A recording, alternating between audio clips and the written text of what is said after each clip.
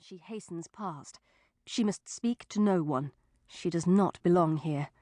The knowledge does not trouble her, for she has never belonged anywhere, and in a sense she has always been alone. But her heart is not without pain as she scans the shadows, for she has no home now. She is a stranger in the world's largest city, and she does not know where she will lay her head tonight.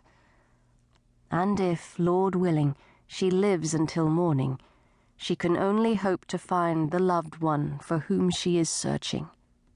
Deeper and deeper into shadows and East London dockside slums she walks on, alone. Chapter the 1st. I would very much like to know why my mother named me Enola, which backwards spells alone. Mum was, or perhaps still is, fond of ciphers, and she must have had something in mind, whether foreboding or a sort of left-handed blessing, or already plans, even though my father had not yet passed away. In any event, "You will do very well on your own, Enola," she would tell me nearly every day as I was growing up.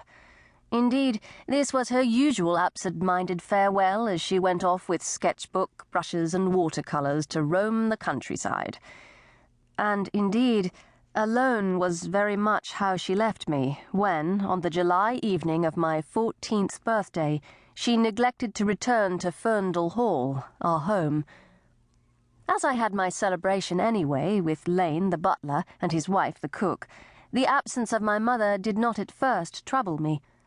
Although cordial enough when we met, Mum and I seldom interfered in one another's concerns. I assumed that some urgent business kept her elsewhere, especially as she had instructed Mrs. Lane to give me certain parcels at tea-time. Mum's gifts to me consisted of a drawing kit, paper, lead pencils, a penknife for sharpening them, and India-rubber erasers, all cleverly arranged in a flat wooden box that opened into an easel. A stout book entitled The Meanings of Flowers, including also notes upon the messages conveyed by fans, handkerchiefs, sealing wax, and postage stamps. A much smaller booklet of ciphers. While I could draw only to a limited degree, Mother encouraged the small knack I had. She knew I enjoyed my sketching, as I enjoyed reading almost any book, on whatever topic. But as for ciphers, she knew I did not much care for them.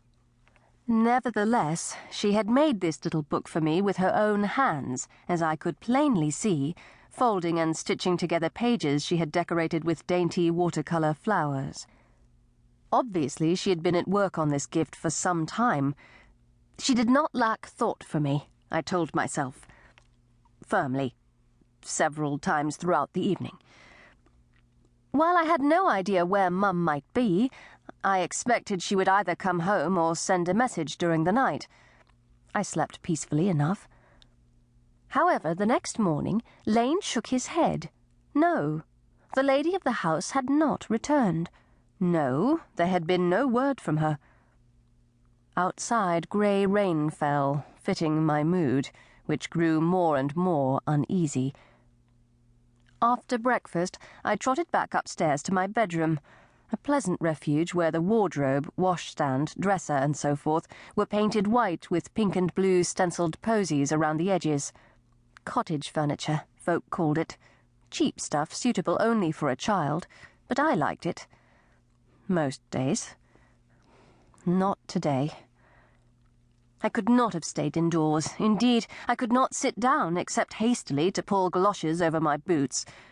I wore shirt and knickerbockers, comfortable clothing that had previously belonged to my older brothers, and over these I threw a waterproof. All rubbery, I thumped downstairs and took an umbrella from the stand in the hallway. Then I exited through the kitchen, telling Mrs. Lane, "I'm going to have a look around." Odd. These were the same words I said nearly every day when I went out to look for things, though generally I didn't know what. Anything. I would climb trees just to see what might be there. Snail shells.